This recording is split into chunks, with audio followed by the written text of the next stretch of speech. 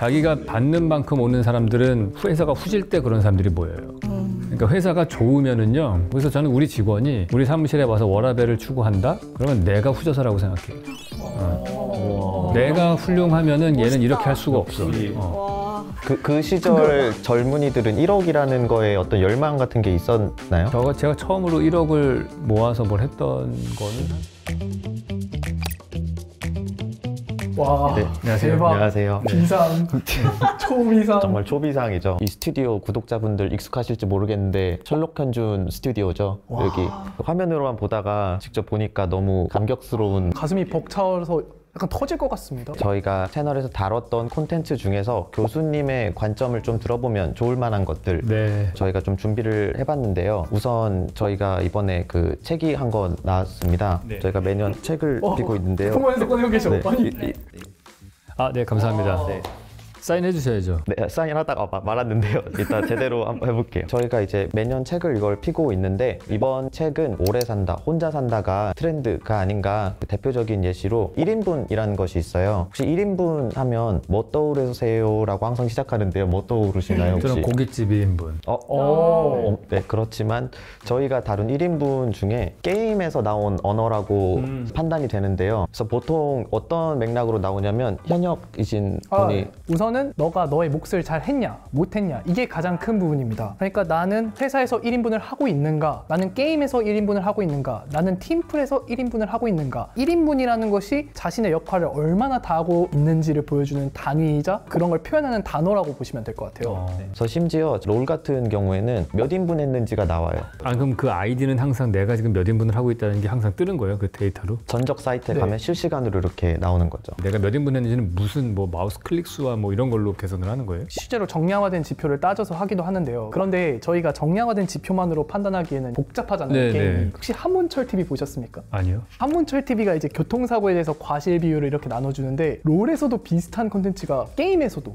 되게 많이 있어요. 권위 있는 사람에 기대서 과실 비율 나눠주세요 라고 할 정도로 이분들이 몇 인분 했는지 못했는지에 대해서 진심이고 그게 수치로 정확한지의 여부보다는 문화라는 게 있다. 나누려고 하는 그런 게 있다는 점에 주목하시면 좋을 것 같습니다. 네네. 근데 이제 이게 비단 게임에서만 발화되는 언어가 아니라 회사에서도 우리 신입 사원이 회사 다니면서 뭐 석사한다는데 아직 1인분도 못하고 있는데 이게 말이 되냐, 내가 이런 생각하는 게 내가 꼰대인 거냐, 이런 것들도 회사원분들이 많이 계신 커뮤니티 내에서는 1인분에 대한 것들을 서로 이렇게 공유하고 있는 거고요. 저 그래서 여기서 약간 질문이 있는데요. 이제 아무래도 유현준 교수님께서는 사업체를 운영하시는 입장이신데 네.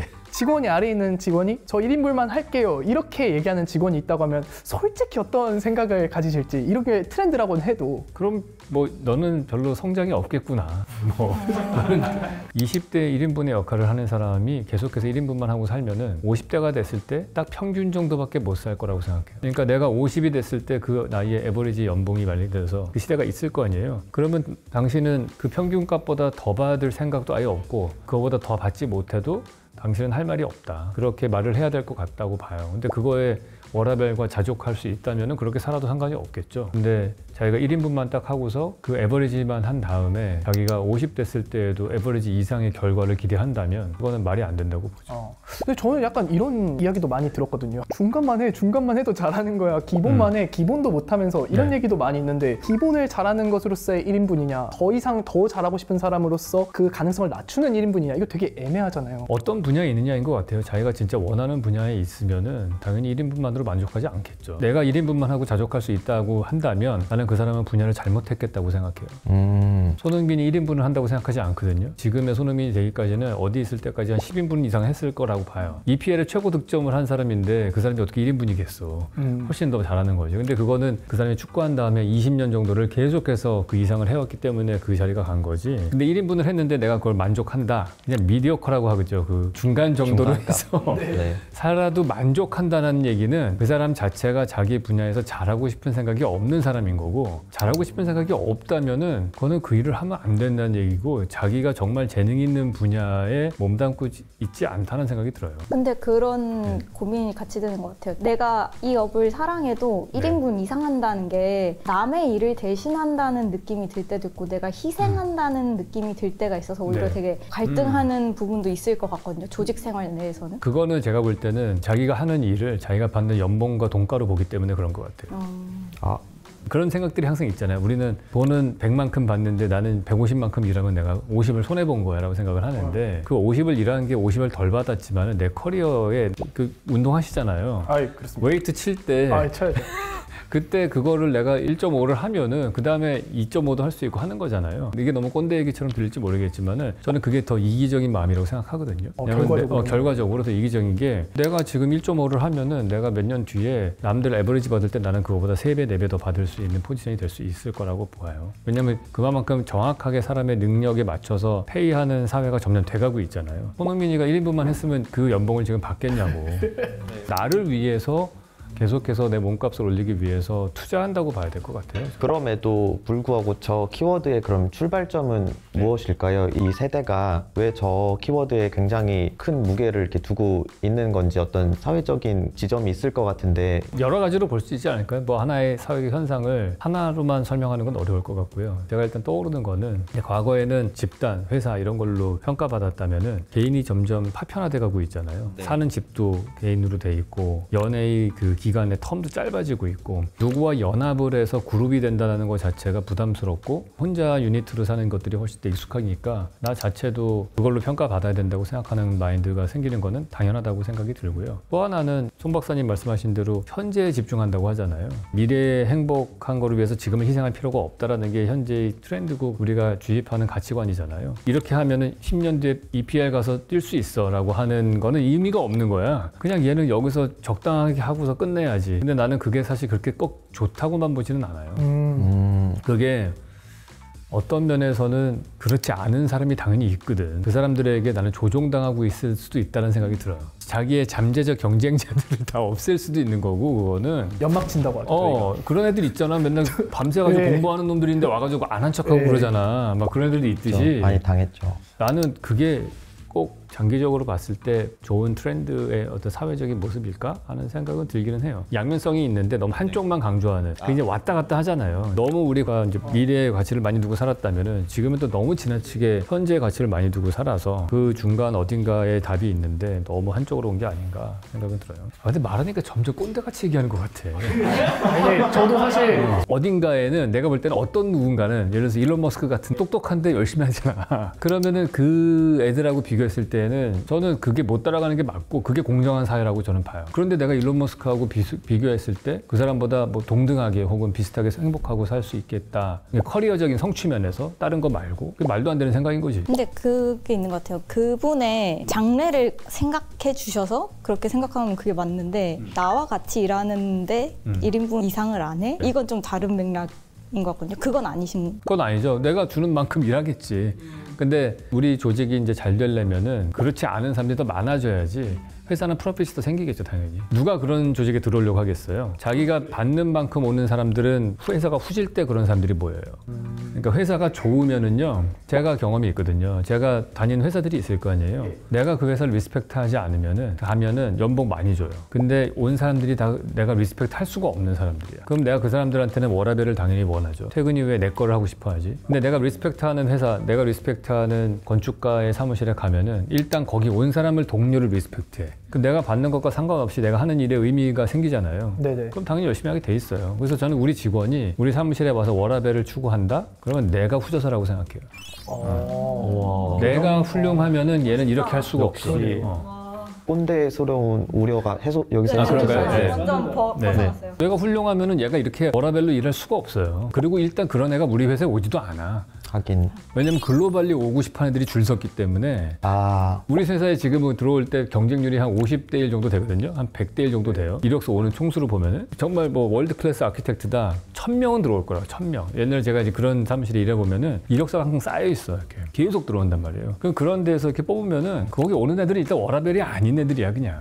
기본적으로. 근데 진짜 말씀하신 대로 조직의 입장에서 저희가 또 저는 얼마 전까지 뭐 구직하고 취준하고 이런 경험도 했었으니까 입장에서 복지를 따지면 한 축에는 워라밸이라는 게 있었던 것 같아요. 이렇게 반대 축에는 이제 스타트업, 이제 성장하는 스타트업 같이 복지는 최고의 동료들과 함께하는 거야. 우리 와서 한번 뭔가 이뤄보자. 이런 축도 하나 있었다고 생각하거든요. 그렇죠. 근데 결국 두 축 중 어느 쪽을 이제 사람들이 항상 고민을 하는데 유현준 교수님 같은 경우에는 이제 후자가 훨씬 중요하다고 생각하시는 그런. 저는 우리 조직이 그렇게 됐으면 하는 거죠. 우리 조직이 프리츠커상 후보에 올라갈 나갈 정도 급으로 가고 세계적인 전시에 초대도 되고 그게 결국에는 동료들 이런 사람들이 자긍심을 가지게 되는 거고 내가 하는 일에 의미를 갖고 내가 그렇게 되면은 나는 그런 사람들끼리 모이는 것 같아요. 점점.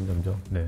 이게 그러니까 일에 있어서 나의 업에 있어서 1인분하고 내가 인생을 사는 데 있어서 1인분 조금 기준이 다 다른 것 같거든요. 근데 항상 인생에 있어서 내가 괜찮은 인간인가? 라고 생각하는 게 전 인생에 있어서 내가 1인분을 하고 있는가에 대한 질문 같은 것 같아요. 불안이 굉장히 큰 시대고 사회잖아요, 지금. 그래서 네.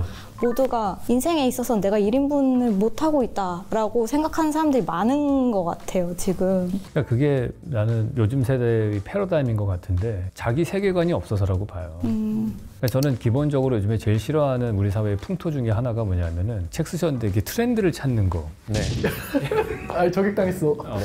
트렌드를 찾는 거 일단 마음에 안 들고 여론조사 발표 자주 하는 것이 마음에 안 들어요. 이게 뭐냐면은 대세의 흐름이 뭔가를 계속해서 눈치 보라는 얘기잖아요. 그러니까 정량적으로 봤을 때 야 요즘에 여론이 이게 60%야. 그 너는 여기 들어가야 돼. 사피엔스는 그런 게 있잖아요. 집단의 큰 규모에 속했을 때 생존 확률이 높아지잖아요. 6대 4가 있으면 우린 6에 속하기를 원하는 거고 근데 그걸 또 자주 발표한다는 얘기는 계속해서 다른 사람이 자기의 주체적인 생각을 갖는 걸 방해하는 행동이거든. 그리고 트렌드를 자꾸 발표한다는 것도 세상은 이 방향으로 가니까 너는 이렇게 살아야 되라고 보이지 않게 압력을 가하는 거라고 봐요, 저는. 그러니까 나는 내대로 살고 싶은데 왜 자꾸 워라밸 하라고 그래. 혹은 난 워라밸 하고 싶은데 뭐 요즘 파이어라고 그러고 뭐 이게 막 계속 얘기하는 것 자체가 뭐 개인이 너대로 살아야 되라고 말은 하지만은 무언의 압력을 계속해서 주고 있는 거다. 근데 거기에 휘둘리는 사람들은 누구냐 하면은 자기 세계관이나 자기 가치관이 없는 사람들이에요. 없으면은 계속 주변을 봐서 내 평균이 뭐지를 계속 보는 거야. 50%가 어디야 도대체. 근데 그렇게 되는 사회가 됐다는 거죠. 정보가 과잉된 것도 있는 것 같아요. 정보가 과잉이 될수록 세상을 파악할 수 있는 기준이 많아진 것 같지만은 그 많은 빅데이터 때문에 자꾸 평균값을 찾는 거죠. 그리고 우리는 그 흐름에 편승해야지 내가 살아남을 수 있을 거라고 생각하기 때문에 그게 사람들에게 스트레스로 다가오는 것 같다. 저희 책 같은 경우에는 사실 트렌드를 이렇게 전파해주고 키워드를 모아서 주는 것이 아니라 그간의 트렌드들을 데이터를 통해서 설명해주는 책이거든요. 오해하실까봐. 그러니까 나는 여러분들이 하시는 일이 그렇게 눈치 보는 트렌드를 한다기보다도 나는 손 박사님이 얘기를 해보면은 인간 본인의 본능, 저는 욕망이라는 단어를 쓰신다는 것보다 본능이라는 단어를 쓰고 싶은데 그러니까 인간에 대한 이해를 하려는 시도라고 봐요. 그러니까 그게 겉으로 드러났을 때는 되게 바뀌는 것 같지만은 근본적으로 봤을 때는 인간의 바뀌지 않는 부분을 이해하려는 그게 2020년, 22년도의 인간을 이해하는 탐침과 23년도의 탐침이 다르겠죠, 조금씩. 근데 그것들이 누적이 되면은 인간에 대한 이해가 더 생길 거라고 보거든요. 근데 그런 관점에서 오히려 변하는 걸 보는 것 같지만은 변하지 않는 걸 찾아내는 과정이다. 10년 동안의 트렌드를 쫙 보면은 큰 흐름이 보이면서 변하지 않는 그 인간에 대한 본질적인 이해가 점점 누적될 거다. 저는 그렇게는 봐요. 1억 같은 경우는 굉장히 중요한 어떤 지표처럼 인지가 되는 것 같아요. 그래서 20대 사이에서 상승률이 가장 높았던 걸로 나타나고요. 하긴 친구들도 맨날 1억 언제 모으냐, 1억만 있으면 어쩌니 하는데 저게 실제로 이렇게 모아서 봤을 때도 월에 막 수백 건씩 나올 정도로 상승을 하고 있다라고 하면은 이게 정말 트렌드인가? 나는 그러면 어디쯤 있는 거고 저걸 추구해야 하나? 이런 고민도 그 세대 구성원으로서 굉장히 많이 어렵지. 당연히 어렵죠. 그 시절 젊은이들은 1억이라는 거에 어떤 열망 같은 게 있었나요? 아니요, 저는 없었고요. 그냥 서바이브 모드였기 때문에. 그러니까 내가 이번 달 생활비를 메꿀 수 있는지가 저 개인적으로는 그게 더 급했던 것 같고, 그리고 우리 직원들 월급은 이번 달에 줄 수 있는지 한 20일 정도 되면 걱정이 되면서 그렇게 살았던 거고, 제가 처음으로 1억을 모아서 뭘 했던 거는 한 40대 중반이었던 것 얼마 같아요. 전이시네요? 네, 얼마 안 됐어요. 그러니까 제가 말씀드리고 싶은 거는 인컴 커브라는 게 이렇게 올라가지 않고요. 이렇게 해야 돼요. 여기서 1인분만 하면 안 된다는 얘기를 하는 게 뭐냐면 나는 1인분 안 되게 생활을 했던 것 같고, 근데 그게 어느 시점이 한계점에 딱 되면은 그때 이제 확 바뀌는 시점이 손 박사님의 그 발견되는 행운을 난 얻었던 거고, 지금까지의 과거의 몇 년의 경험이 앞으로도 프로젝트가 그렇게 될 거라고 하는 거는 되게 내가 볼 때는 잘못될 수도 있다. 물론 그게 맞을 수도 있고. 문칠기삼이다 인생은. 타짜에서 본 대사인데. 역시 저도 믿는. 네, 조금 다른 얘기인데 제가 셜록 현준 채널을 굉장히 많이 보거든요. 그래서 약간 이 공간이라든지 내가 살 집, 안목이 자연스럽게 높아졌는데 이제 청년들한테 주는 전세금 대출로 1억 같은 금액을 준단 말이에요. 정말 그 가격에 플러스 제 소소한 금액을 보태서 집을 구하자고자 하면은 복층인데 계단이 없거나 진짜? 네네 1억에서 2억 사이 집이? 대비? 저도 사실 찾아봤는데 몇 천만 원 올리면 한 4천만 원 올리면 한 평이 늘어나요. 와우. 1억이 자동차 살려면 큰 돈인데 집을 구하자니 그것도 내 집 구하자는 것도 아니고 전셋집 구하자니 반지하를 해야 하는 걸 고민해야 하는. 그게 서울에 어디까지가 그래요? 기준이 있습니다. 제가 이걸 알아보면서 찾은 기준이 서울의 주요 출퇴근지 있잖아요. 그래서 1시간 이내면은 이렇고 1시간을 넘어가면 저희가 좀 공간을 넓힐 수 있는 거죠. 최근에 이사를- 전세를 구하고 있는데 저 이번에 그 생각도 했어요. 계속 이제 원룸에 살다가 이제 나도 조금 인간다운 삶을 살고 싶다. 좀 더 공간이 있는 데서. 그래서 투룸을 열심히 찾아보는데 와 진짜 너무 비싼 거예요. 전셋집이. 그래서 내가 투룸을 추구하면 안 되는 건가? 내 분수에 과한 내가 뭐라고 내가 투룸 약간 이렇게 되는 거예요. 전 툴은 보지도 않았어요. 근데 내가 볼 땐 지금이 되게 비정상적인 상태인 것 같기는 해요. 지금 많이 떨어지고 있잖아요. 네, 계속 가고 있습니다. 계속 떨어지고 내년 하반기 정도 되면은 지금하고는 또 달라질 것 같다는 생각을 하고요. 그리고 이제 모든 회사들이 인건비가 막 올라가고 있잖아요. 집값이 이렇게 올라가는데 인건비 안 오르다가 지금 추세가 집값은 떨어지면서 인건비는 또 이렇게 올라가는 추세가 되기 때문에 제가 볼 때는 내년 이맘때쯤 되면은 일단 체감이 좀 달라질 거라고 봐요. 바이브 컴퍼니가 올해 연말에 얼마나 올려주실지 모르겠는데 바이브 컴퍼니 교수님 출연해주셔서 너무 감사하고요. 이 채널이 언젠가 먼 미래에 발견이 돼서 커지면 다시 한번 모시도록 하겠습니다. 알겠습니다. 네, 오늘 감사합니다. 즐거웠습니다. 네. 감사합니다. 진짜 즐거웠습니다. 네.